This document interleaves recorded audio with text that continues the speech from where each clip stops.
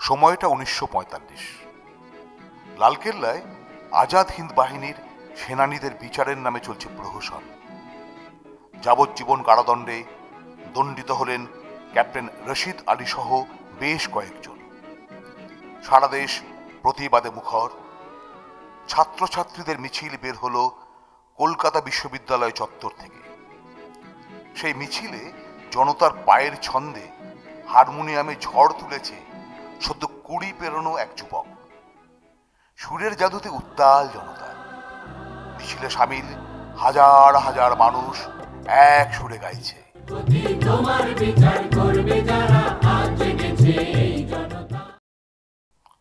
সে এক উত্তাল সময়।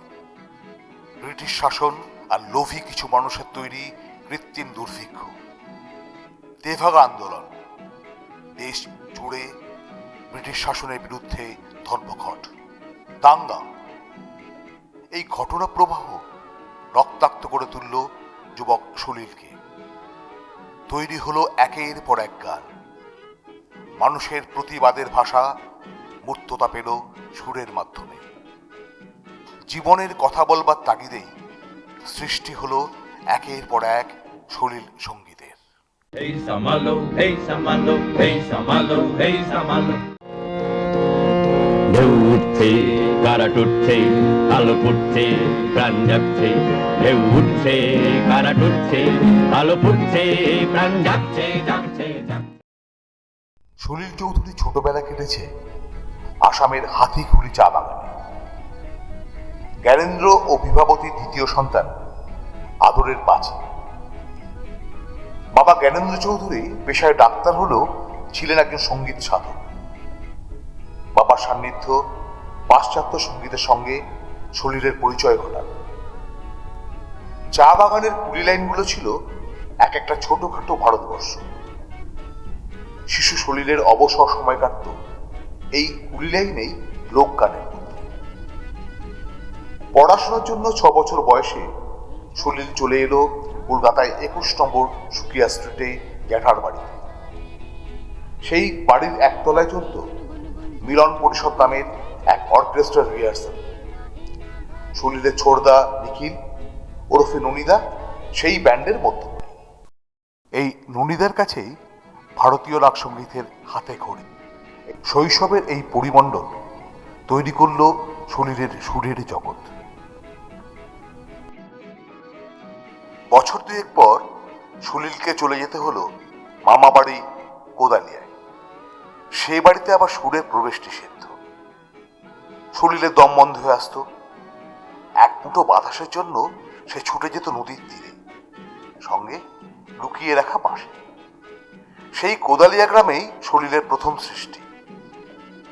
দেশ ভেসেছে বানের জলে, ধান গিয়েছে মোরে, কেমনে বলিব বন্ধু প্রাণের কথা তোরে। যৌবনে সেই টালমাটাল সময়ে তার চোখে পড়ল বছর 16 এক শীর্ণকায় কিশোরী। একটু ফ্যান দাও মা, একটু ফ্যান। মেঘলা দিনে ময়না পাড়ার মাঠে রবীন্দ্রনাথ যে কৃষ্ণকলিকে দেখেছিলেন, আজকের কাঠ ফাটা রোদে সেই কৃষ্ণকলি কলকাতার ফুটপাথে ভিক্ষে করছে। সেই কৃষ্ণকলির বর্ণনা সলিল রূপ দিলেন। হয়তো তাকে দেখেনি কেউ, কিংবা দেখেছিলে ছিন্ন শত আঁচল ঢেকে শীর্ণ দেহখানি। 1949 বের হলো সলিলের গানের রেকর্ড, কোনো এক গায়ের মধু। সরকারি রোশনাল থেকে বাঁচতে সলিল তখন অন্তরালে। গাইলেন হেমন্ত মুখোপাধ্যায়। সুরের জাদুতে মোহিত শহর থেকে গ্রাম।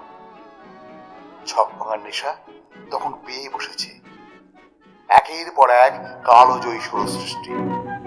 রানা, অবাক পৃথিবী, পালকির গান তৈরি করলেন গণ আন্দোলনের চিরকালীন গান। পথে এবার নামো সাথী, পথে হবে পথ চেনা, পথে।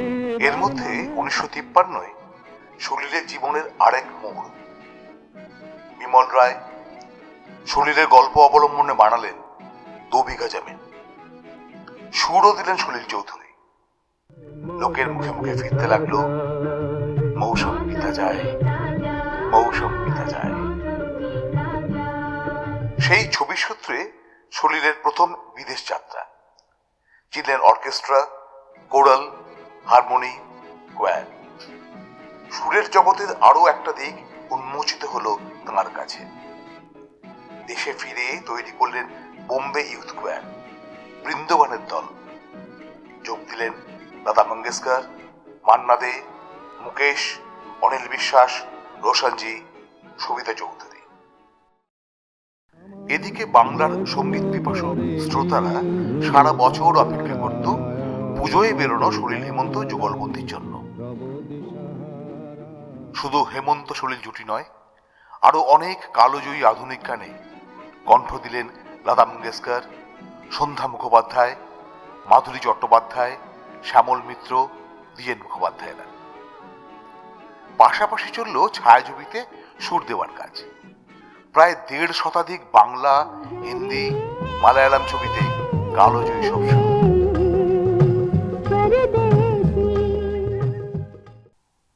গণ আন্দোলনের গান, আধুনিক গান বা চলচ্চিত্রের গানেই শুধু নয়, সলিল তার স্বকীয়তার ছাপ রাখলেন শিশুদের গানেও।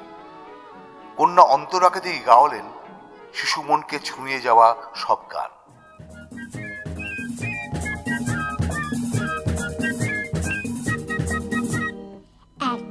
ছিল দুষ্ট ছেলে, সারাটা দিন সে বেড়াতো খেলে। ছিল ভারতীয় সঙ্গীতে অর্কেস্ট্রেশনে সলিল পথিকৃৎ। আধুনিকতার যে দক্ষিণা বাতাস রবীন্দ্রনাথ বাংলা গানে এনেছিলেন, সলিলের হাত ধরে তা সারা ভারতে ছড়িয়ে পড়ল।